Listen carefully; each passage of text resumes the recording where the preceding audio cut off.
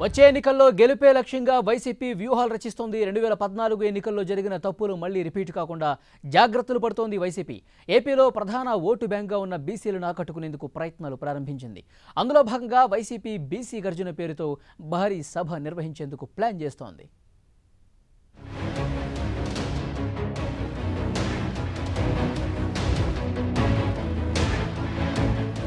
ఎన్నికలు సమీపిస్తూ ఉండడంతో అన్ని వర్గాల ప్రజలకు చేరువయ్యేందుకు వైసీపీ వేగంగా అడుగులు వేస్తోంది.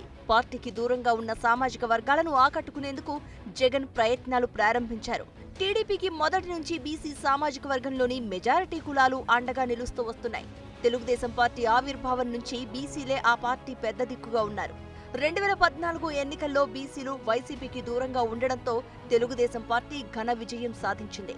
గతంలో జరిగిన పొరపాటు మళ్లీ జరగకుండా ఉండేందుకు వైసీపీ అధినేత జగన్ ముందు జాగ్రత్తలు తీసుకుంటున్నారు. ఇందుకోసం బీసీలకు దగ్గరయ్యేందుకు ప్రణాళికలు రచిస్తున్నారు.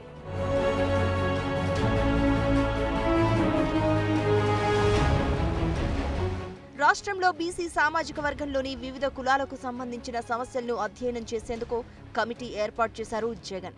ఈ అధ్యయన కమిటీ రాష్ట్ర వ్యాప్తంగా పలు ప్రాంతాల్లో పర్యటించి స్థితిగతులను లెక్కకట్టింది. ఇప్పటికే క్షేత్రస్థాయిలో నియోజకవర్గాల వారీగా బీసీ కులాల సమస్యలను తెలుసుకుంది. బీసీ అధ్యయన కమిటీ నేతలు వైసీపీ అధినేత జగన్తో ప్రత్యేకంగా సమావేశమయ్యారు. ఏడాది పాటు చేసిన అధ్యయన కమిటీ రిపోర్టును జగన్కు అందజేశారు. అధ్యయన కమిటీ జగన్కు 3 ప్రతిపాదనలు పెట్టినట్లు తెలుస్తోంది. బీసీలకు ప్రత్యేక మేనిఫెస్టో పకడ్బందీగా పెట్టాలని వైసీపీ భావిస్తోంది.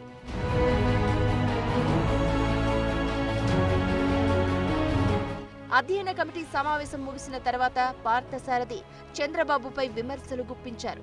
తాయిలాలిచ్చి బీసీల ఓట్లు రాబట్టుకోవడమే చంద్రబాబు లక్ష్యమని విమర్శించారు. వైసీపీ నేత పార్థసారథి బీసీల జీవితాల్లో మార్పు తేవాలన్న ఆలోచనే చంద్రబాబుకు లేదు అన్నారు. బీసీల సభ ద్వారా బీసీ విద్యార్థికి ఒక్క హామీ కూడా ఇవ్వలేకపోయారని దుయ్యబట్టారు. నిన్న జరిగిన బీసీ గర్జన సభలో ఒక్క మాట కూడా మాట్లాడలేకపోయాడు చంద్రబాబు నాయుడు. రాబోయే రోజుల్లో నేను 100% ఫీజు రింబర్స్మెంట్ ఇస్తాను, బీసీ విద్యార్థుల మీద ఆర్థిక భారం మోపను అని చెప్పేసి ఒక్క మాట చెప్పలేని ఈ ముఖ్యమంత్రి యొక్క నైజం ఏమిటో ఒకసారి ఆలోచించమని చెప్పేసి మనం చేస్తాను. బీసీల జీవితాల్లో మార్పు తీసుకురావాలనే ఆలోచన చంద్రబాబు నాయుడుకు ఉండదు. ఎంతసేపు బీసీలకి తాయిలాలు ఇచ్చి వాళ్ళ ఓట్లు కొల్లగొట్టుకోవాలనే ఆలోచన తప్పితే ఇంకోటి లేదని చెప్పేసి ఈ సందర్భంగా మీకు మనవి చేస్తాను.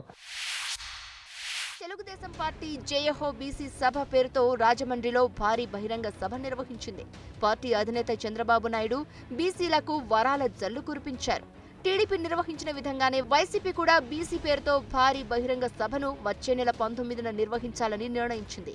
అయితే ఈ సభలో బీసీలకు జగన్ ఎలాంటి హామీలిస్తారన్న దానిపై ఆసక్తి రేపుతోంది.